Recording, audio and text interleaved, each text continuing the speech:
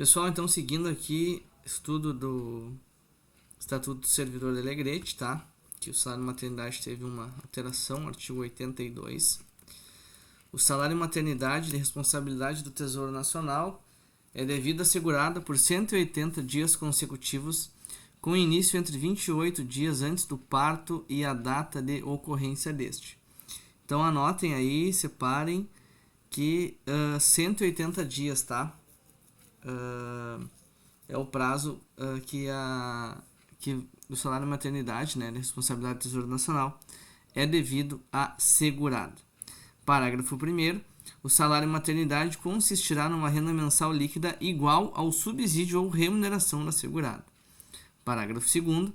Em caso de aborto não criminoso, comprovado mediante atestado médico, a segurada terá direito ao salário maternidade correspondente a 30 dias. Parágrafo 3º. O salário maternidade não poderá ser acumulado com benefício por incapacidade. Parágrafo 4º. A segurada que adotar ou obtiver guarda judicial para fins de adoção é devido salário maternidade pelo período de 180 dias se a criança tiver até 1 ano de idade, 90 dias se a criança tiver entre 1 e 4 anos de idade, 60 dias se a criança tiver de 4 a 8 anos de idade. E parágrafo 5º. Incidirá a contribuição durante o período de concessão do salário maternidade. Artigo 83. O auxílio reclusão a cargo do Tesouro Municipal é devido à família do servidor ativo cuja remuneração não ultrapasse o limite estipulado para a concessão do benefício pelo regime geral de previdência social nos seguintes casos: 1. Quando afastado por motivo de prisão em flagrante ou preventiva, determinado pela autoridade competente, enquanto perdurar a prisão. 2. Durante o afastamento, em virtude de condenação por sentença definitiva. Parágrafo 2º. O auxílio reclusão corresponderá à remuneração do cargo efetivo do segurado e será rateado em cotas partes iguais entre os dependentes do segurado. Parágrafo 2º. O auxílio reclusão será devido a contar da data em que o segurado preso deixar de perceber dos cofres públicos. Parágrafo 3º. Na hipótese de fuga do segurado, o benefício será restabelecido a partir da data da recaptura ou reapresentação à prisão, nada sendo devido aos seus dependentes enquanto o segurado estiver evadido, foragido, e pelo período da fuga. Parágrafo 4º. Se o segurado vier a falecer na prisão, o benefício será transformado em pensão por morte. Artigo 84. Vencimento básico é a retribuição pecuniária pelo exercício do cargo público com valor fixado em lei, atendidos os dispositivos constitucionais. Artigo 85. Remuneração é o vencimento básico do cargo, acrescido de vantagens pecuniárias, permanentes ou temporárias, estabelecidas em lei. Então, como eu falei para vocês, remuneração é igual a vencimento mais vantagens, tá? Vencimento é o salário base da pessoa, vantagens são adicionais temporárias que a pessoa recebe, somando esses dois, chegamos à remuneração. Parágrafo 1º. O vencimento básico dos cargos públicos é irredutível. Parágrafo 2º. É assegurada a isonomia de vencimentos para cargos de atribuições iguais ou assemelhadas do mesmo poder ou entre servidores dos poderes, ressalvadas as vantagens de caráter individual e as relativas à natureza ou local de trabalho. Artigo 86. Nenhum servidor poderá perceber mensalmente, a título de remuneração ou subsídio, importância maior do que a fixada como limite pela Constituição Federal e sua interpretação, segundo o Supremo Tribunal Federal. Artigo 87. Excluem-se do teto de remuneração, previsto no artigo 85, as diárias e o acréscimo constitucional de 1/3 de férias.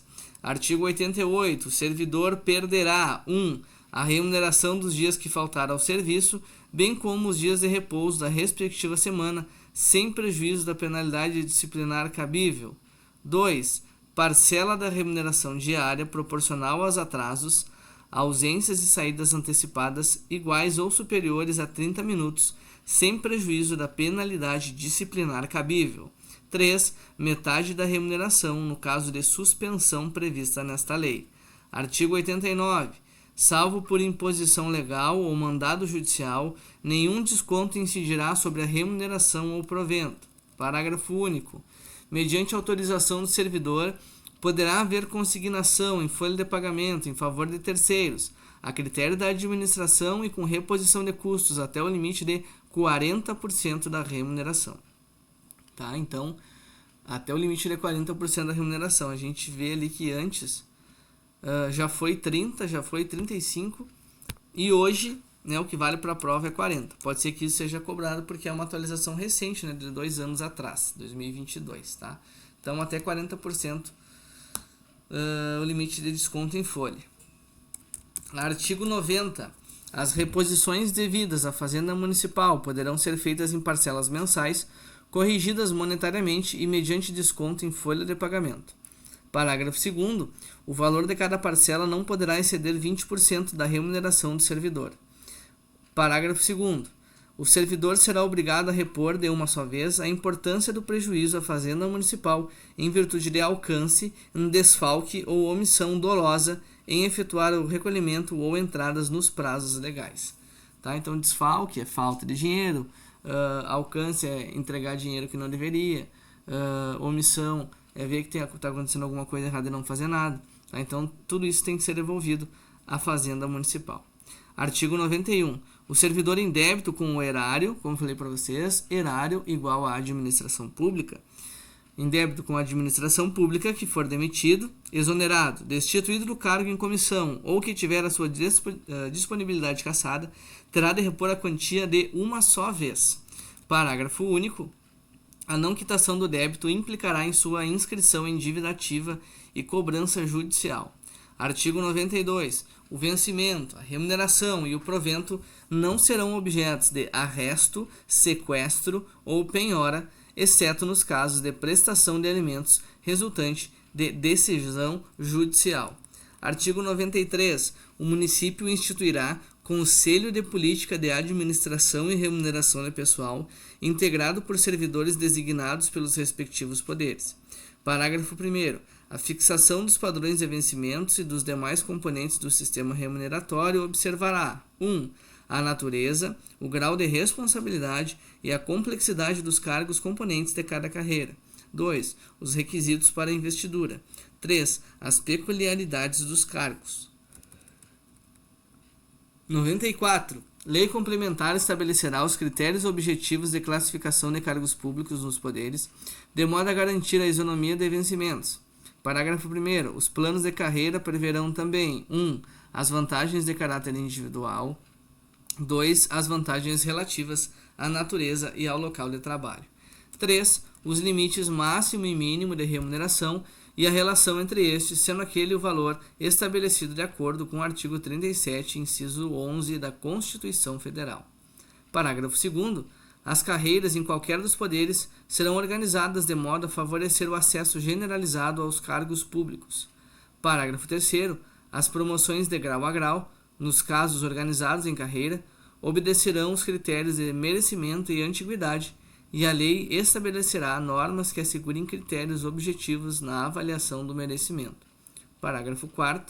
A lei poderá criar cargo de provimento efetivo isolado quando o número no respectivo quadro não comportar a organização em carreira. Parágrafo 5º. Aos casos isolados, aplicar-se-á o disposto no caput do artigo. Artigo 95. Os vencimentos dos cargos do Poder Legislativo não poderão ser superiores aos pagos pelo Poder Executivo. Artigo 96. O pagamento da remuneração mensal dos servidores públicos ativos, inativos e pensionistas do município será realizado até o último dia do mês do trabalho prestado. Artigo 97. O pagamento da gratificação natalina, como eu falei para vocês, pessoal, gratificação natalina é o nome formal do 13º salário. Tá? Então, pagamento da gratificação natalina, também denominada 13º salário, será efetuado até o dia 20 de dezembro do ano correspondente. Artigo 98. Além do vencimento básico, poderão ser pagas ao servidor as seguintes vantagens: 1. Ajuda de custo. 2. Diárias. E 3. gratificações adicionais e 4 funções gratificadas. Artigo 99.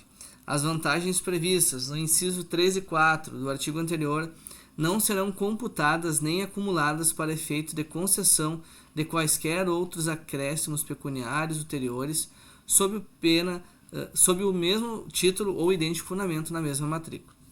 Artigo 100. Da ajuda de custo. A ajuda de custo destina-se à compensação das despesas de instalação do servidor que, no interesse do serviço público, passa a ter exercício em nova localidade com mudança de caráter permanente. Artigo 101. A ajuda de custo é calculada sobre o vencimento básico do servidor, conforme se dispuser em regulamento. Artigo 102. Não será concedida ajuda de custo ao servidor que se afastar do cargo ou reassumi-lo em virtude de mandato eletivo. Artigo 103. O servidor ficará obrigado a restituir a ajuda de custo quando, injustificadamente, não se apresentar na localidade. Parágrafo único. Não haverá obrigação de restituir a ajuda de custo nos casos de exoneração de ofício ou de retorno por motivo de doença comprovada. Então, a ajuda de custo, a descrição dela, está ali no artigo 100, é uma compensação das despesas de instalação do servidor em nova localidade, tá? Se é necessário para fazer uma capacitação, fazer uma ajuda humanitária, uma formação de mais tempo, por exemplo, assim, as diárias são para uma ida a curto prazo, por exemplo, tu vai ficar 3 dias lá para fazer um curso, 4 dias, uma semana. A ajuda de custo já seria no caso de tu ficar 2 meses, 3 meses. Não valeria a pena o município pagar diárias porque o custo seria mais alto. Então ele acaba pagando, por exemplo, 3 mensalidades da pessoa lá naquele local para ela exercer esse serviço em favor do município, claro, né? Uma especialização, uma capacitação, mas que dure mais tempo, mais benéfico, né? O município gastaria menos pagando uma ajuda de custo do que pagando várias diárias. Das diárias, artigo 104. O servidor que, a serviço, se afastar da sede do município em caráter eventual ou transitório para outro ponto do território nacional ou fora dele, fará jus às passagens e às diárias, para cobrir despesas de pousada, alimentação e locomoção. Parágrafo 1º. A diária será concedida por dia de afastamento, sendo devida pela metade quando o deslocamento não exigir pernoite fora da sede. Parágrafo 2º. Nos casos em que o deslocamento da sede constituir exigência permanente do cargo, o servidor não fará jus a diárias. Parágrafo 3º. Nos casos de deslocamento para a capital do estado, a diária será acrescida de 25%. Para fora do estado do Rio Grande do Sul, o acréscimo será de 50% e de 100% quando for fora do país. Tá? Então, idas a Porto Alegre, 25%, fora do estado, mais 50%, e fora do país, 100%. Tá? Isso é bem possível de ser cobrado na prova. Parágrafo 4º. O servidor que receber diárias e não se afastar da sede por qualquer motivo, fica obrigado a restituí-las integralmente no prazo de até 2 dias úteis. Parágrafo 5º. Na hipótese do servidor retornar à sede em prazo menor do que o previsto para o seu afastamento, deverá restituir as diárias recebidas em excesso em igual prazo. 105. O servidor público municipal que no interesse do serviço público atuar na zona rural de Alegrete, fará jus à percepção de diárias de campanha para compensar despesas de alimentação, material de limpeza e produtos de higienização, material de copa, cozinha e gás, sendo R$ 156 aqueles servidores que forem pernoitar no interior do município e R$ 78,42 aqueles que retornarem à sede do município ao final do expediente. Parágrafo 1º. O reajuste será calculado através do Índice Nacional de Preços ao Consumidor, INPC, anualmente, respeitando a data base. Parágrafo 2º. A diária será concedida ao servidor por dia de afastamento da sede do município, integralmente quando houver pernoite e pela metade quando o afastamento integrar apenas os 2 turnos de trabalho. Parágrafo 3º. Será da responsabilidade da respectiva secretaria, através do seu titular, o fornecimento das informações para o pagamento do benefício ao servidor. Parágrafo 4º. Nos casos em que o deslocamento da sede constituir exigência permanente do cargo, o servidor não fará jus às diárias. Artigo 106. Além dos vencimentos e das vantagens previstas nessa lei, serão definidos aos servidores as seguintes gratificações e adicionais. 1. Gratificação de função. 2. Gratificação natalina, que é o 13º. 3. Adicional por tempo de serviço. 4. Adicional pelo exercício de atividades insalubres ou perigosas. 5. Adicional pela prestação de serviço extraordinário. 6. Adicional noturno. 7. Gratificação por movimentação financeira.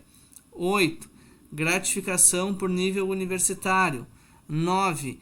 Gratificação por atuação em projetos especiais na zona rural.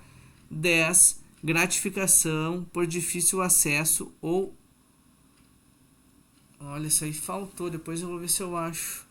Difícil acesso ou provimento. Ah, não, mas eu achava que tinha a ver com o lei complementar. Por difícil acesso ou provimento. 11. Gratificações especiais. E 12. Honorários e jetons. Gratificação de função. Artigo 107. Ao servidor investido em função de direção, chefia ou assessoramento, é devida gratificação pelo seu exercício. Parágrafo 1º. Os valores da gratificação serão estabelecidos em lei em ordem crescente. Parágrafo 2º. Enquanto um servidor efetivo estiver exercendo um cargo em comissão, receberá as vantagens por tempo de serviço. 108. Fica assegurado aos detentores de cargos efetivos com 3 ou mais anos de serviço público a incorporação na atividade de função gratificada, que será incorporada ao seu vencimento como vantagem pessoal, desde que tenha exercido a função de confiança até 11 de novembro de 2019, da seguinte forma: integral, se exercida por 6 meses ou mais, na proporção de 50%, se exercida menos de 6 meses. Parágrafo único. Quando o cargo ocupado não corresponder à função gratificada, o servidor incorporará a diferença entre a remuneração do cargo efetivo e do cargo em comissão, observadas as proporções da linha A e B. Tá, pessoal? Então, assim, ó, a partir de 11 de novembro de 2019, a partir de 12, então, né, até 11 estava válido, né? A gente teve uma emenda constitucional que retirou a possibilidade de... deixa eu ver a palavra aqui que eu me esqueci agora. Me deu um branco. Incorporação da função gratificada, tá? Nos vencimentos. Era uma gratificação temporária que ela poderia ser incorporada nos vencimentos. Hoje isso não acontece mais. Na verdade, desde 12 de novembro de 2019. Ela já existiu, né? E até quem incorporou até 11 de novembro de 2019 vai conseguir levar essa gratificação para o salário base, tá? Vai incorporar. Mas após isso ninguém mais incorpora, e nem quem conseguiu gratificações anteriormente pode conseguir novas gratificações incorporadas nos seus vencimentos. Tá? 109. A vantagem de que trata o artigo anterior será concedida a pedido do servidor após preenchidos os requisitos legais, e seu pagamento deverá ser imediato.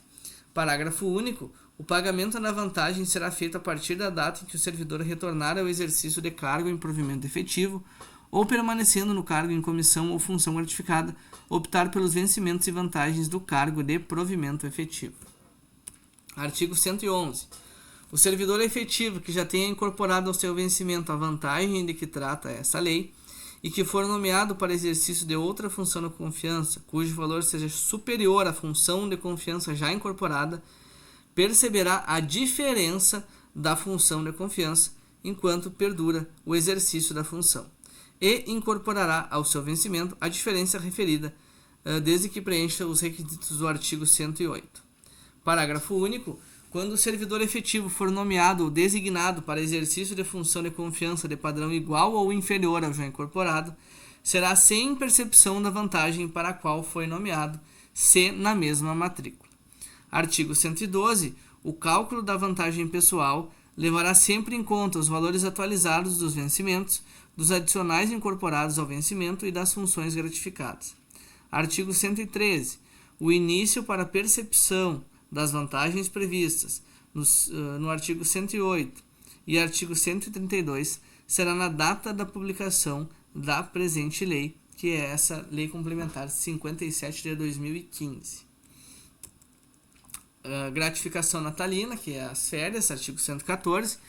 A gratificação natalina será paga anualmente a todo servidor municipal, independente da remuneração a que fizer jus.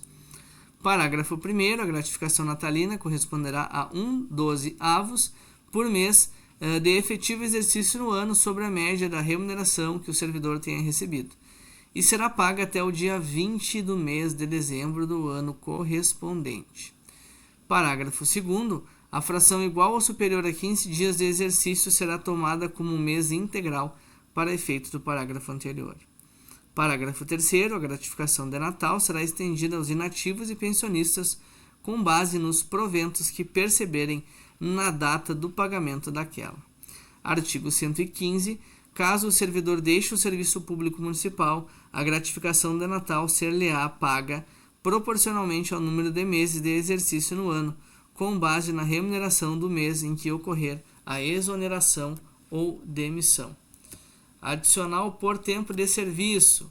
Artigo 116. Por triênio de efetivo exercício público municipal, será concedido ao servidor um adicional correspondente a 5% do vencimento básico do seu salário efetivo. Parágrafo 1º. O adicional é devido a partir do dia imediato àquele em que o servidor completar o tempo de serviço exigido. Parágrafo 2º. O servidor que exercer licitamente mais de um cargo terá direito ao adicional calculado sobre o vencimento básico de cada cargo. Parágrafo 3º. Esta gratificação será incorporada automaticamente ao vencimento, tá? Então, essas gratificações por tempo de serviço, elas não são temporárias, tá? Elas são definitivas, então, tudo que é definitivo entra junto com o vencimento, que é o que a gente consegue levar para a aposentadoria, por exemplo. Parágrafo 4º. O tempo de serviço público anterior ao último ingresso a ser utilizado para a concessão de triênios será devido após a averbação desse tempo de serviço mediante comprovação. Dos adicionais de insalubridade e periculosidade. Artigo 117.